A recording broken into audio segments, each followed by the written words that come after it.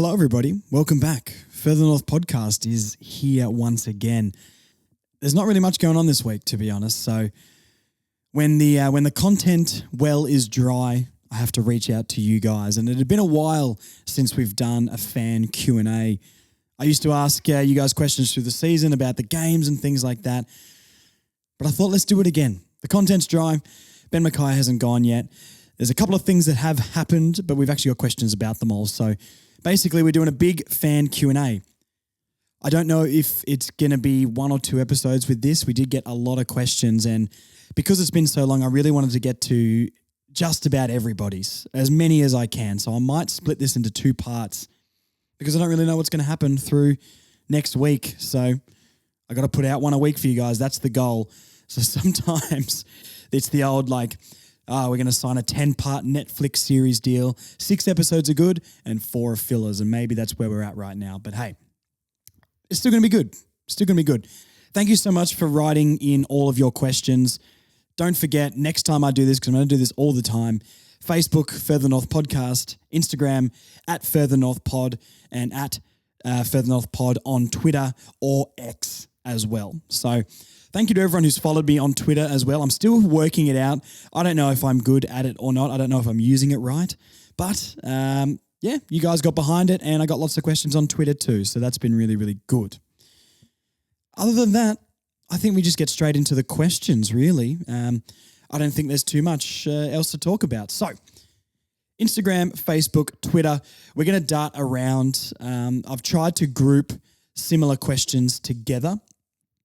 Because the last times I've done these Q&A episodes, sometimes I've found that there's a similar question that I want to get to 10 questions later, and we've already talked about it. So I think I've done a pretty good job. I sat down, I screenshotted and ordered everything correctly. So let's see how we go. If not, completely roast me in the comments and say some awful, awful things. Please don't do that. I found as well, Twitter, much more negative than any other social media platform, which Marnie did warn me about, but I've finally faced that demon. So don't bully me, please. Anyway, first question, here we go. On Instagram, we've got gobshites_anonymouses. Fantastic name. They say, with Fisher in, does Sheasel play a full-time mid-forward role in 24?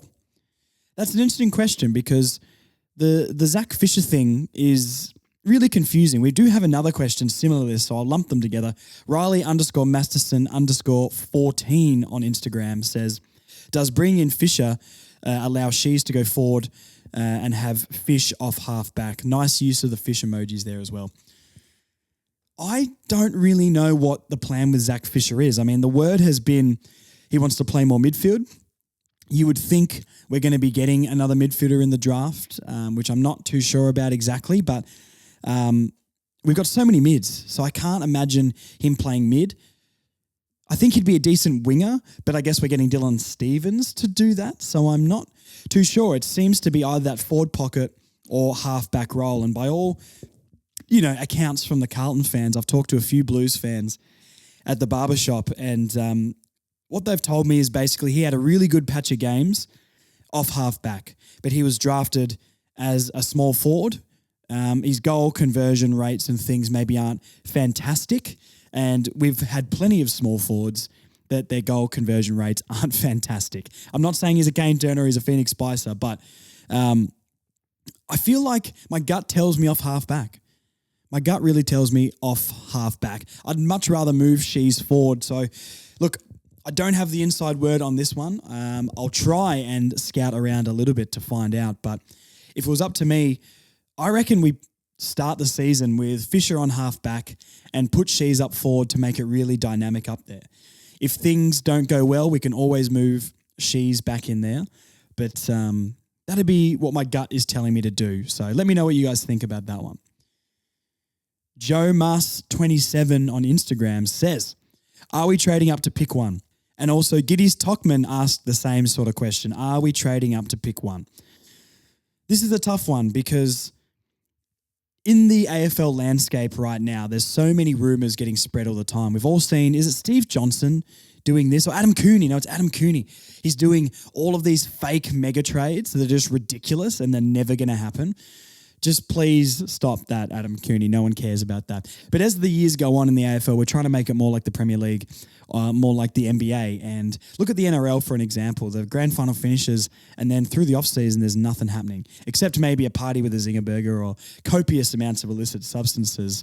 Other than that, really nothing happens in trades and everything. They don't have a draft and all that sort of stuff. So they're really trying to make it like the NBA, like the EPL, which is great.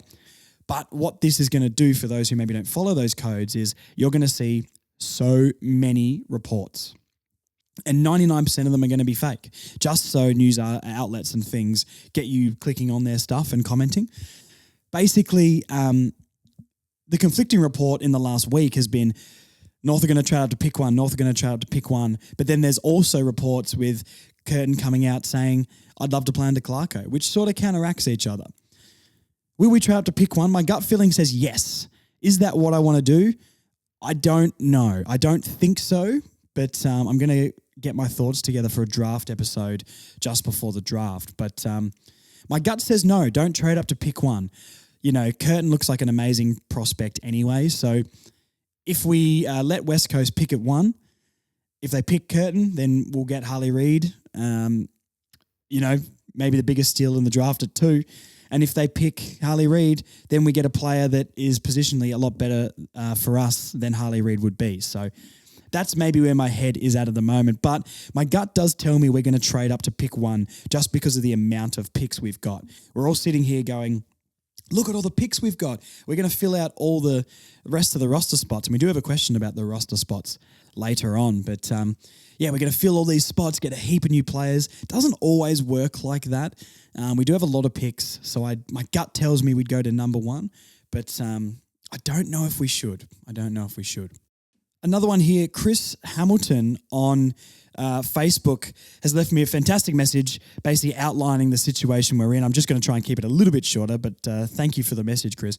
He's basically outlining that we've got 2 very high picks with all these players coming in with Fisher and Stevens and Mackay gone, common possible position changes, blah, blah, blah. He's basically asking, do you think we've got a chance to get to pick 4 or is he dreaming?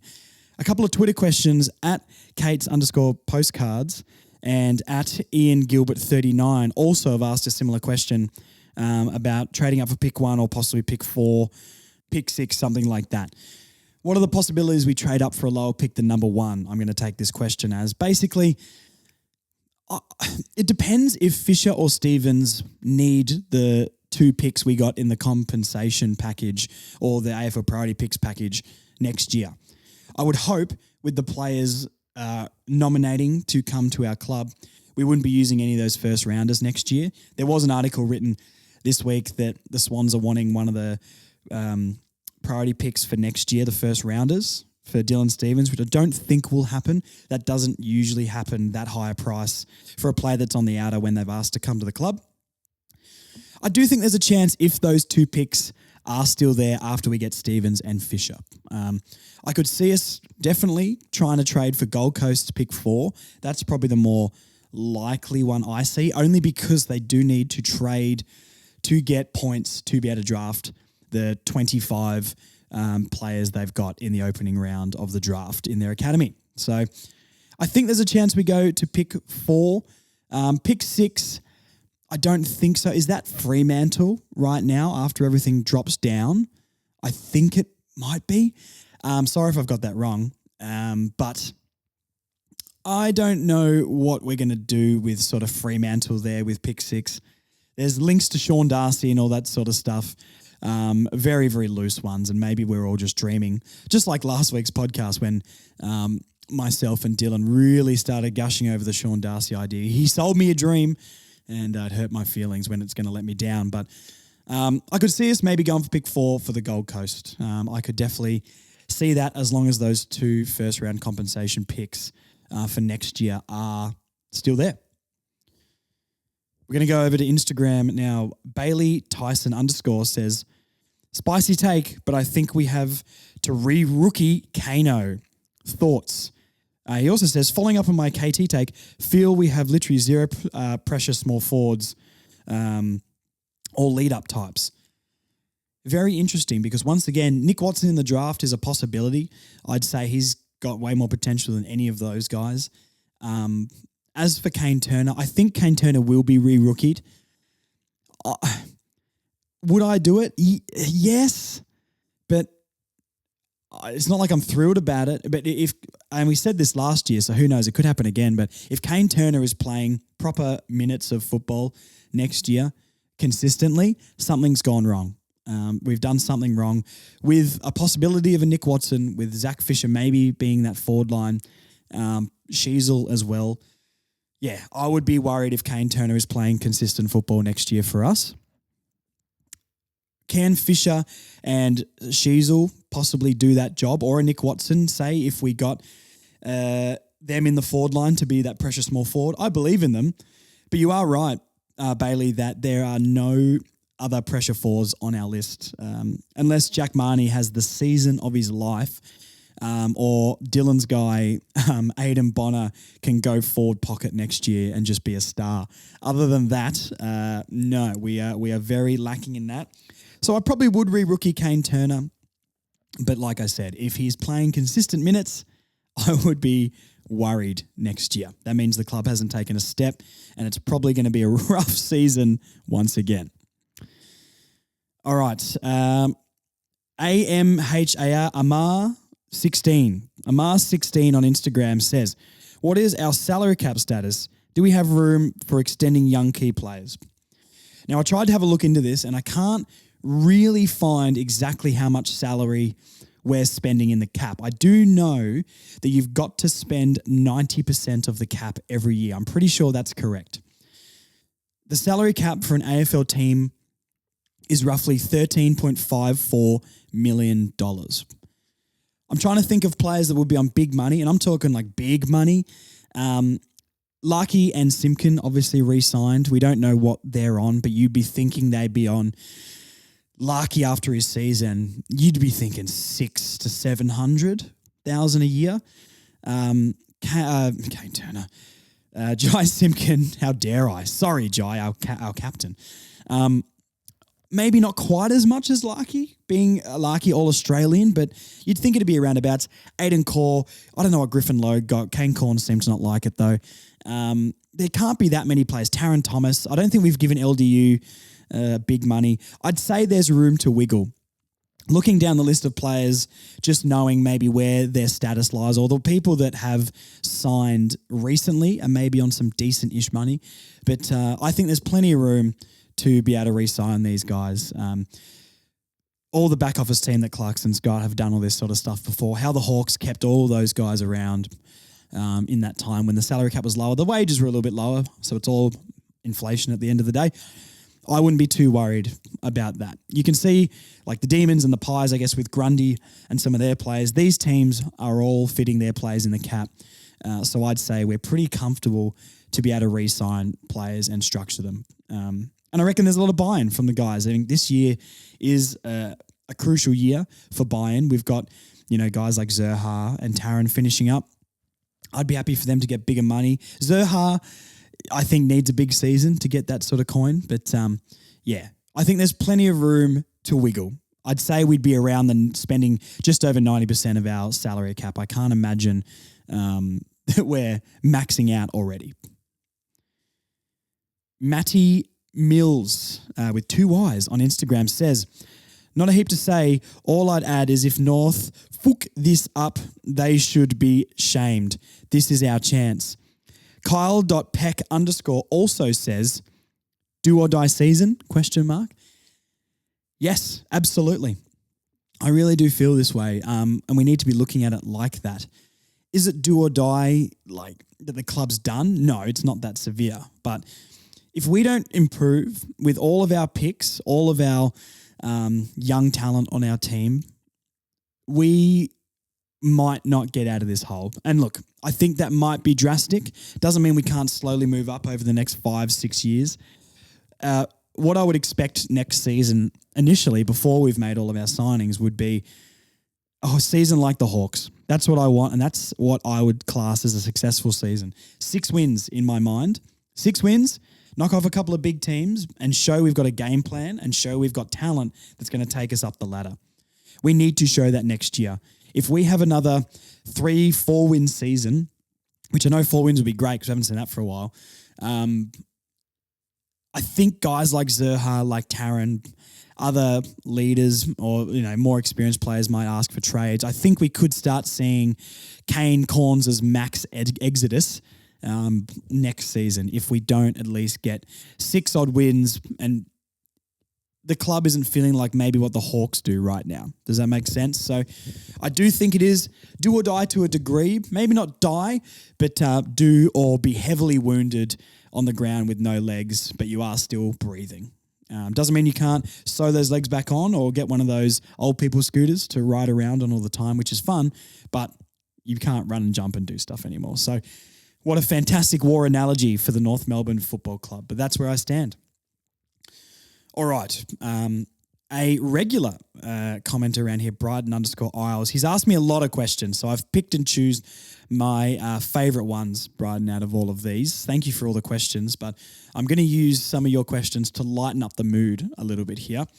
So he says, set shot directly in front of goals for the winning kick. Drop punt, torp, or barrel. It's a torp, mate. And the fact you even ask this question is disgusting. It's always a torp. In the goal square, torp. On the boundary line, dom sheet pocket, torp, torp, torp, torp. Unless you're Harry Mackay, 45 metres out directly in front, snap it around the corner. Snap it around the corner because you don't make the distance, but your heart told you it might be true. So always a torp, mate. Don't ever ask me that again. Another question here on Instagram. I don't know how to say this exact handle. Assuming your name is Liv. Liv7ni4 says, thank you, Liv, for writing in your question, by the way. With who has retired and delisted, plus Mackay and Goldie, how many open spots are on our list? So I totaled this up. The normal AFL list is 44 players. We're going to have 46 players with the package the AFL gave us. With all the guys that are going to leave and retired, and I've also taken away the players that haven't got a contract currently. We only have 32 contracted players for next season currently.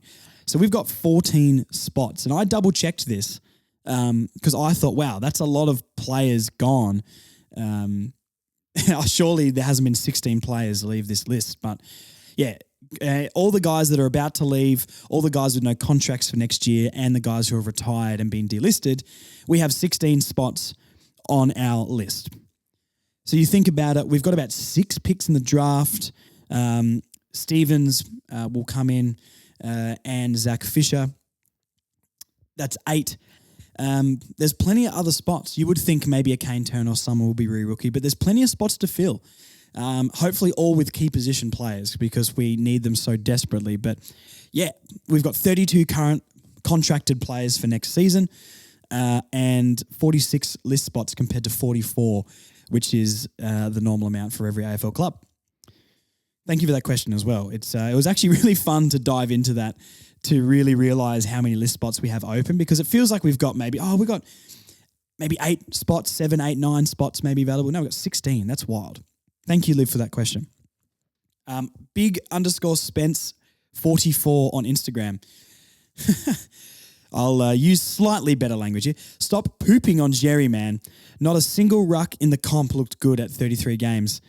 Big Spence, no, I will not stop doing that.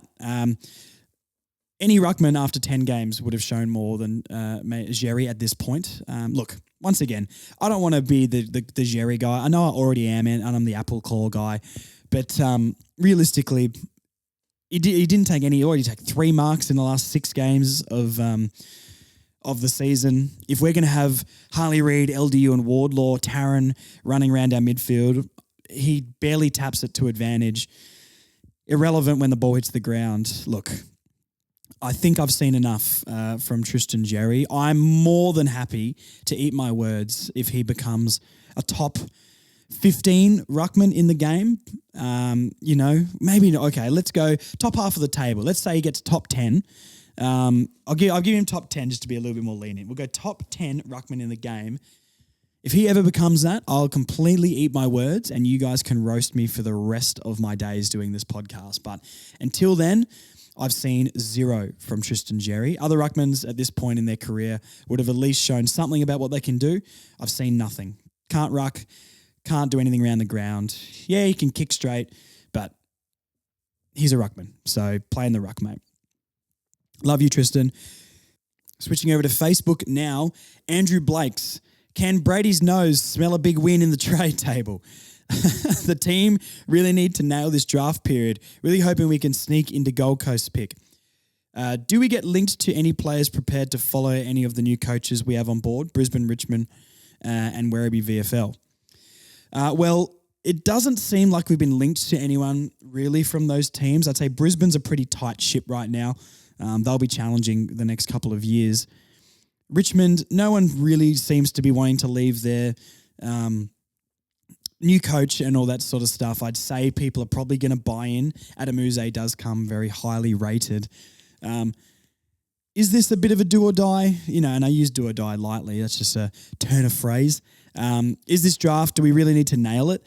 Yeah, we do. We absolutely do. With the package we've been given from the league, if we don't hit on this, once again, it sort of goes into that do or die season sort of stuff where I'm not exactly sure how we come back from this. I'd say the next 2 years, especially next year, but the next 2 years are the most vital if we're going to be making the finals again soon. You look back at the Hawks drafts back when Clarko took over and, the draft where they got Franklin, Lewis, Roughhead, Hodge, all that sort of stuff. From those picks, compensation picks they did get, they looked back for 10 years on that draft and were like, that's the draft that did it for us. And I'm looking at in a 2-year span. If we get, we got Sheasel, Wardlaw, Braden George, by all reports, looks pretty sweet. Plus, possible 4 first-round picks from this draft. We have to be getting these right. After all the Marnie and the Perez and the Spicer picks and all this sort of stuff, we have to be nailing this draft. We have no choice, especially with this draft being touted as so deep in talent.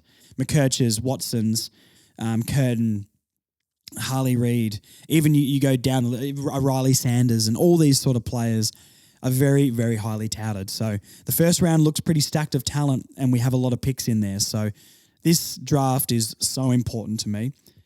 This could be the one we look back at and we go, that was the draft where we added the pieces to bring us that premiership.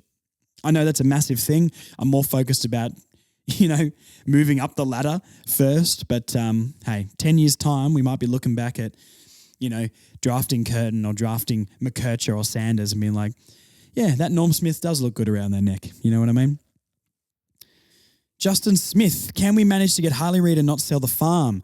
This could be the most important decision of the rebuild. I'm going to try and save as many thoughts about who we should draft until the draft episodes. It's very, very tough because I've got my opinions. And, I've been hinting towards things here maybe, so maybe you can read between the lines. My thoughts might change until then anyway. I've got draft episodes lined up. But can we get Harley Reid without selling the farm? I don't think it goes two ways, right? It depends which way the Eagles are looking to draft. And I guess it's a gauntlet, isn't it? Do we go for that number one and trade things or do we risk it and take whoever's at number 2? It's either going to be Reed or Curtin, which in my opinion are the top 2. So would we be unhappy with any of those? Probably not. Can we get pick 1 or get Harley Reid without selling the farm? I really don't know with what the Eagles are looking to do. If I take that question as in, can we get pick number 1 without selling the farm? I would say we'd probably be trading pick 2 and maybe one of the picks next year, the first rounders next year. But I don't want to get rid of another first round, 2 first rounders for pick 1 when we've already got pick 2. I don't know how many times people have traded for pick number 1. I know that last year that happened, but it was a massive 3-team deal or 4-team deal, and all this sort of stuff happened. What is pick number 1 worth when you got pick 2? I don't think much more. A late first rounder, early second rounder, that's probably what I would be thinking of giving up at most. Would I sell the farm? No, not for Harley Reid. Only because we do have a fantastic stack of midfielders. Would I be unhappy getting Harley Reed? No. This guy could be generational and be that guy to make people watch our team, just like Dusty did, just like Bailey Smith did for a couple of years there with the Dogs. So could be massive. Could be massive. Michael Hickey on Facebook says, we don't need to sell our picks just to get the best we can. I guess let's lump that one in with the last one. I agree completely. My gut feeling in this draft is do not sell the farm and do not give up all of our first round picks to move up one spot in the draft. That would be my initial thoughts, I guess, on this. Bryden_Isles again. Here we go. Bringing up a topic that I guess happened this week. Thoughts on Toby Pink being signed on for North for nothing. This is an interesting one. I did a little bit of research on him. A big, stocky key defender. Apparently dominated in the Sandful. 194 centimetre, like 90 plus kilo guy. Big guy. On the Swans list for 5 years, I think it was, and didn't quite make it. This is an interesting one because are we getting this guy early because we realise that there's no key position defenders to get out there, or we don't think we can get one? I hope not. If this is for depth, I'd probably play Callan Dawson over him just because he's been in the AFL system longer. But I still want to go out and get a veteran or like a Tomlinson or a Haynes, from the Giants. I think that would be a much better thing to do. And then draft a defender. If that is Curtin, if that is, what's the other? I can't remember the other, O'Keefe or something like that. I can't remember the guy's name. I apologise, guys. But there's another key defender sort of mid to late first round. I think we draft a key defender and bring in an experienced veteran for a couple of years. That would be my ideal. Hopefully this guy can be, sort of like a VFL player and come in as backup. That's what I'll be hoping. If we're going in to next season with him in our back line and being one of our best 2 or 3 defenders, once again, I would be worried and be strongly criticising our recruiting department.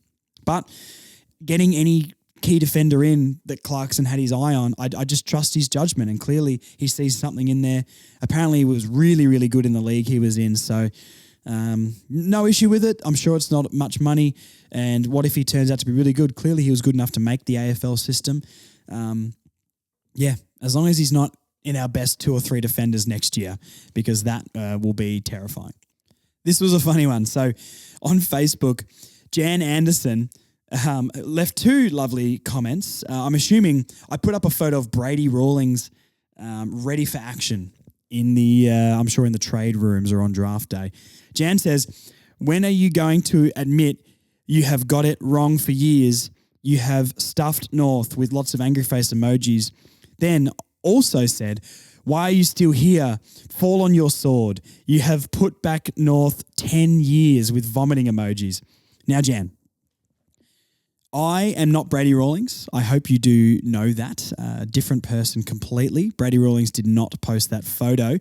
Clearly, you don't like Brady Rawlings very much. I would say, just to put the ball in Brady's court a little bit here, he maybe wasn't the guy making all the bad calls back in the day. I think we trust Brady after last year. Looks like he's done very well. And I would say if he nails this year, we say Brady good.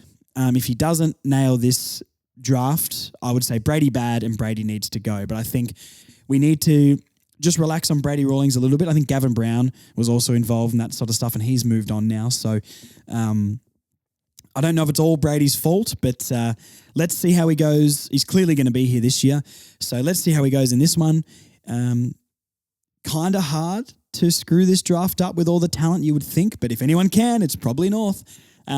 Next year as well, I would say. I'd say he's got 2 years with these picks, and if we're not challenging for finals in the next 3-4 years, I reckon he's out the door. But clearly you don't like Brady Rawlings. Hopefully you liked him as a player, won a lot of best and fairest and was very, very good. But hopefully, Jan, you could vent your frustration there, and the rest of the afternoon for you was very relaxed and peaceful. Jason Rollard on Facebook. If North matches the Bombers' bid because it's not enough to get North pick 3, do North have to match the length of the contract Essendon offer Mackay, or will it only be a 12-month contract? No, North have to offer the same thing. So we just have to match the deal. So if Essendon do not give Mackay a big enough contract to get us pick 3 and we match, it'll match whatever the Bombers sort of did give him. So if that's 4 years, 5 years, it'll be 4 years or 5 years for us. We can't just do 12 months, which you wouldn't want to do. You'd want to lock him down to a contract so you can trade him and you've got the value in that asset. You wouldn't want to go through this merry-go-round next year. The other thing with Mackay as well, I guess I'll say, let's just because he wants to go doesn't mean he doesn't want to be there as well. And I know I'm maybe trying to stretch this a little bit, because if he wants to go, then I'm happy for him to go. I want players who are going to be at this club. But was it Papley from the Swans or Rampy? I think it was Papley that requested a trade away from the Swans.